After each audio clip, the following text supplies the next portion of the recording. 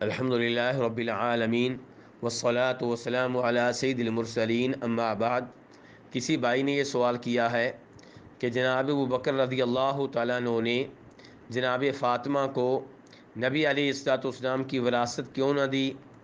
فدق کی زمین میں سے جو ان کا حصہ تھا انہیں کیوں نہ دیا؟ تو گزارش یہ ہے کہ جناب ابوبکر رضی اللہ تعالیٰ عنہ کا یہ عقیدہ تھا کہ نبی علیہ السلام نے یہ فرمایا ہے کہ ہم انبیاء کرام جو چھوڑ کر جائیں وہ صدقہ خیرات ہے، اس کا کوئی وارث نہیں بن سکتا۔ اور یہ حدیث بالکل صحیح ہے، اور یہ حدیث ان احادیث میں سے ہے جو شیعہ کتب میں بھی موجود ہے۔ چنانچہ کلینی نے اسے اپنی کتاب الکافی میں روایت کیا ہے۔ تو یہ وہ حدیث ہے جس پہ سبھی کا اتفاق ہے، اور اس سے صاف صاف معلوم ہو رہا ہے کہ انبیاء کرام علیہ السلام جو کچھ چھوڑ کر جائیں وہ وراثت کے طور پہ انبیاء کرام علیہ السلام کے رشتہ داروں میں تقسیم نہیں ہوگا، بلکہ وہ صدقہ خیرات ہے۔ اور گزارش یہ ہے کہ اس بات کو جاننے کے لیے کہ جناب صدیق رضی اللہ تعالیٰ عنہ نے اور جناب عمر فاروق نے نبی علیہ السلام کی چھوڑی ہوئی زمینیں ان کے وارثوں میں تقسیم کیوں نہ کیں، ایک حدیث کا مطالعہ بہت مفید ہوگا۔ اس حدیث کو امام بخاری نے، امام مسلم نے اور ابو داؤد نے روایت کیا ہے۔ اس کا مفہوم میں آپ کے سامنے رکھنا چاہوں گا۔ مالک بن اوس رضی اللہ تعالیٰ بیان کرتے ہیں کہ میں جناب عمر فاروق کے پاس تھا کہ ان کے پاس جناب عثمان آئے، عبد الرحمن بن عوف آئے، زبیر بن عوام آئے، سعد بن ابی وقاص آئے، اور پھر اس کے بعد جناب عباس اور جناب علی آئے رضی اللہ تعالی عنہم۔ جناب عباس کہنے لگے کہ اقضی بینی و بین ھذا یعنی علی، کہ امیر المؤمنین آپ میرے اور علی کے مابین فیصلہ کر دیں۔ تو یہ صحابہ کرام جو ان سے کچھ ہی دیر پہلے آئے تھے انہوں نے بھی تائید کی اور کہا ہاں امیر المؤمنین آپ ان کے درمیان فیصلہ کر دیں تاکہ ان دونوں کو سکون مل جائے۔ جناب عمر فاروق کہنے لگے ذرا ٹھہر جاؤ۔ پھر انہوں نے ان سب کو مخاطب کر کے کہا کہ میں تم سب کو اس اللہ کی قسم دیتا ہوں جس کے حکم سے آسمان و زمین قائم و دائم ہیں، کیا تمہیں یہ معلوم ہے کہ اللہ کے رسول علیہ السلام نے کہا تھا لا نورث ما ترکنا صدقہ، کہ ہم جو چھوڑ کر جائیں وہ صدقہ خیرات ہے، اس کا کوئی بھی وارث نہیں بن سکتا۔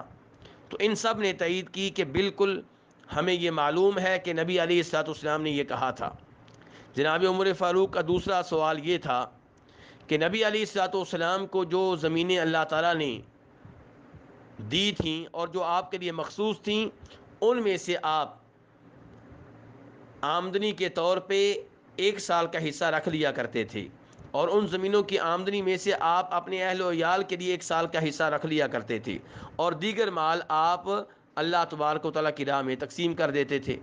ان سب سے جناب عمر فاروق نے پوچھا کیا ایسے ہی ہے؟ ان سب نے تائید کی کہ بالکل ایسے ہے۔ جناب عمر فاروق کہنے لگے پھر جب پیارے حبیب علیہ السلام فوت ہو گئے تو جناب ابو بکر نے کہا کہ میں آپ کا خلیفہ ہوں، اور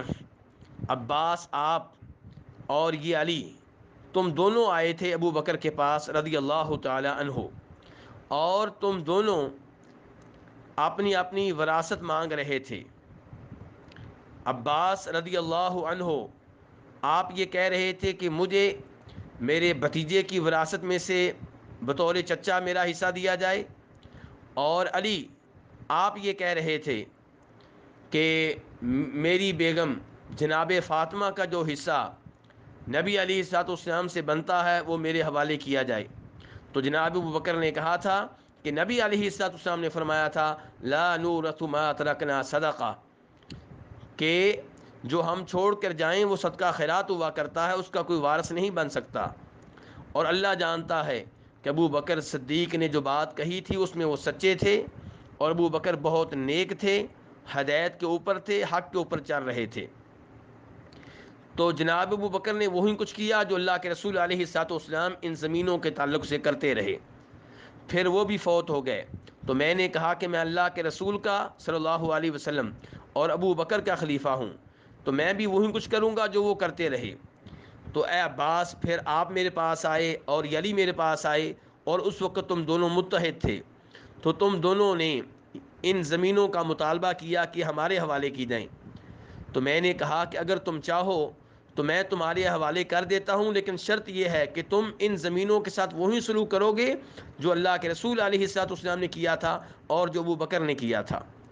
یعنی کہ انتظام تمہارے سپرد ہوگا، تم ان کے مالک نہیں ہوگے، اور وہی کچھ کرو گے جو اللہ کے رسول کرتے رہے۔ تو تم دونوں نے وعدہ کیا تھا اور میں نے یہ زمینیں تمہارے حوالے کر دی تھیں، اور اب تم آئے ہو کہ میں فیصلہ کر دوں، تو قیامت بھی قائم ہو جائے تو میں یہ کام نہیں کروں گا۔ اگر تم یہ زمینیں نہیں سنبھال سکتے تو میرے حوالے کر دو۔ تو اس تفصیلی روایت سے معلوم ہوا کہ جناب عمر فاروق رضی اللہ تعالیٰ عنہ نے یہ زمینیں جناب عباس اور جناب علی کے حوالے کر دی تھیں، لیکن بطور مالک نہیں، بطور وارث نہیں، بلکہ بطور منتظم، تاکہ یہ ان زمینوں میں وہی کچھ کریں جو نبی علیہ الصلوۃ والسلام کرتے رہے تھے۔ اور وہ کیا کہ ان کی آمدنی میں سے 1 سال کا خرچہ آپ علیہ الصلوۃ والسلام کی بیویوں کے لیے مخصوص کر دیا جائے،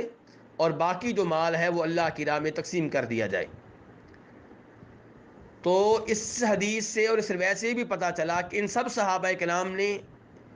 اس حدیث کی تائید کی کہ واقعی یہ نبی علیہ الصلوۃ والسلام کا فرمان ہے۔ تو اس لیے جناب صدیق نے، جناب عمر فاروق نے، دیگر صحابہ کرام نے ان زمینوں کے تعلق سے وہی کچھ کیا جو نبی علیہ الصلوۃ والسلام کی حدیث کا تقاضا تھا۔ اور یہاں پہ یہ بات ذہن میں رہنی چاہیے کہ جناب ابو بکر نے اگر جناب فاطمہ رضی اللہ تعالیٰ عنہا کو بطور بیٹی وراثت نہیں دی، تو انہوں نے جناب عائشہ کو بھی بطور بیوی وراثت نہیں دی، جبکہ جناب عائشہ ان کی بیگم تھی۔ جناب عمر فاروق رضی اللہ تعالیٰ عنہ نے اپنی بیٹی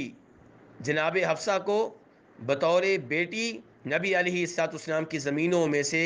بطور وراثت کچھ نہیں دیا۔ اور پھر یہ بھی ذہن میں رہے کہ ایسا وقت آیا کہ جب جناب علی خلیفہ بنے تھے، خود انہوں نے بھی ان زمینوں کو اپنے بیٹوں میں بطور مالک اور بطور وارث تقسیم نہیں کیا، انہوں نے بھی ان زمینوں میں وہی کچھ کیا جو نبی علیہ الصلوۃ والسلام کرتے رہے، جو جناب صدیق کرتے رہے، جو جناب فاروق کرتے رہے، جو جناب عثمان کرتے رہے۔ تو اس لیے اس بات پہ کوئی حیرانگی نہیں ہونی چاہیے، جناب صدیق نے وہی کچھ کیا تھا جو نبی علیہ الصلوۃ والسلام کی شریعت کا تقاضا تھا۔ واللہ تعالی اعلم۔